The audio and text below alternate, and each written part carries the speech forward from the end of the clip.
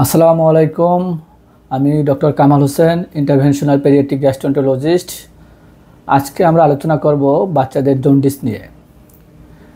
Jaundice কেন হয় এবং কিভাবে বুঝবো যে বাচ্চার জন্ডিস হয়েছে এবং এর চিকিৎসা এবং প্রতিকার। বিভিন্ন বয়সে বিভিন্ন ধরনের জন্ডিস হয়, তবে আমরা সবচেয়ে কমন টপিক সেটা হলো গিয়ে বিভিন্ন খাবারের মাধ্যমে যে জন্ডিসটা ছড়ায় সেই জন্ডিস নিয়ে আমরা আলোচনা করব।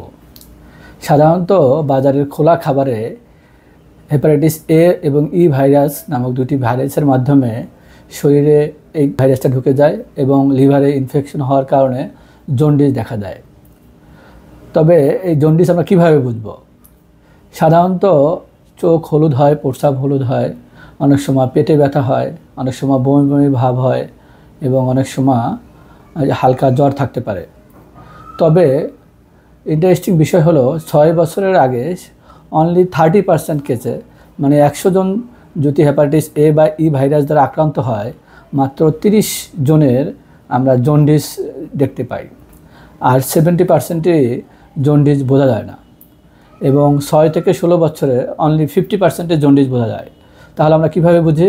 তাহলে আমরা বুঝি তার ক্ষুধামন্দা বা হঠাৎ করে যদি বমি বমি ভাব শুরু হয়, হঠাৎ করে পেটে ব্যথা হয় বা হালকা হালকা জ্বর হয় এবং অনেক সময় লিভারটা বড় হয়ে যায়। এগুলো দেখে আমরা বুঝতে পারি যে তার লিভার ইনফেকশন হয়েছে। এরপর কিছু ইনভেস্টিগেশন করে আমরা কনফার্ম করতে পারি। এবং এর চিকিৎসা বা প্রতিকার কী? চিকিৎসার আগে যেটা কিছুটা ভ্রান্ত ধারণা আছে, সেই ভ্রান্ত ধারণা একটু দূর করা দরকার। অনেকে এই জন্ডিস হলেই এই কবিরাজি বা পাতার রস খাইয়ে ফেলে, যার কারণে অনেক সময় বাচ্চারা লিভার ফেলিওর ডেভেলপ করে এবং সেখান থেকে ব্যাক করা খুব কঠিন হয়ে যায়। এবং সেক্ষেত্রে 90%-এর উপরেই লিভার ফেলিওর হইলে 90% উপরেই তার লিভার ট্রান্সপ্লান্ট বা লিভারটা চেঞ্জ করা লাগে। এবং চিকিৎসা না করলে যতটা না ক্ষতি, তার চেয়ে বেশি ক্ষতি হয় যখন তারা পাতার রস বা কবিরাজি এসব ওষুধ খাইয়ে থাকে। এবং আরেকটা ভ্রান্ত ধারণা আছে মানুষের মধ্যে যে এগুলা হাত পানি দিয়ে ধুইলে এই জন্ডিস নেমে যায়, বা লিভার খিলানো, যেটা অ্যাসিডের পাতার মাধ্যমে শরীরের একটা অংশে এটা লাগিয়ে দেয়, ওখানে বার্ন হয়ে যায় এবং একটা স্কার বা সারা জীবনের জন্য একটা দাগ হয়ে যায়। আমাদের মনে রাখতে হবে লিভারটা হলো, লিভারের যে জন্ডিস সেটা লিভার এবং রক্তের সাথে সম্পর্কিত। সেটা হাত ধোয়ালে বা বাহিরের চামড়ায় কোনো ধরনের পাতা বা বার্ন করে দিলেই এটা দূর করা সম্ভব না। এটা আমাদের পুরোপুরি একটা ভ্রান্ত ধারণা। এই ভ্রান্ত ধারণা থেকে আমাদেরকে বেরিয়ে আসতে হবে। তাহলে এর চিকিৎসা কী? যেহেতু আমি আগেই বলেছি এটা পানিবাহিত বা খাবারবাহিত রোগ, সেক্ষেত্রে তাকে পানিটা ফুটানো পানি খাওয়াতে হবে বা জীবাণুমুক্ত পানি খাওয়াতে হবে এবং ঘরের খাবার, ঘরের তৈরি খাবার খাওয়াতে হবে। বাইরের খোলা খাবার থেকে দূরে রাখতে হবে। এবং অনেক সময় আখের রসও অনেকে জন্ডিস হলে অনেক বেশি খাইয়ে থাকে, যেটাও এক ধরনের খোলা খাবার এবং এটা লিভারের এই জন্ডিসের সাথে যেমন সম্পর্কিত না এবং এটা খাইয়ে কোনো লাভ নেই, বরং এটা অনেক বেশি খাওয়ানোর ফলে বাচ্চাদের পেটে ব্যথা, বমি বমি ভাব এবং অন্য যে নেসেসারি যে খাবারগুলো সেগুলো খেতে পায় না। এই জন্য এগুলো থেকেও আমরা দূরে রাখবো।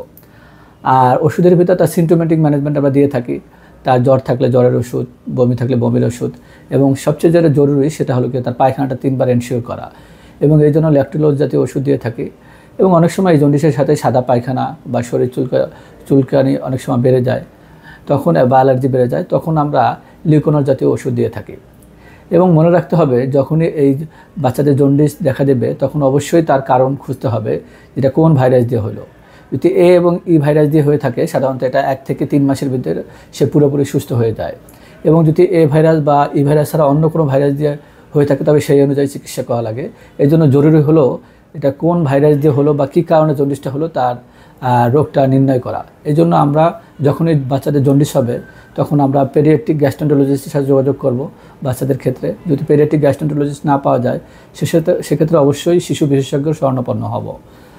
আমরা বাচ্চাদের স্বাস্থ্য ব্যাপারে সচেতন হই এবং এই যে জন্ডিস হলে যেসব ভ্রান্ত ধারণা আছে সেগুলো থেকে দূরে রাখি।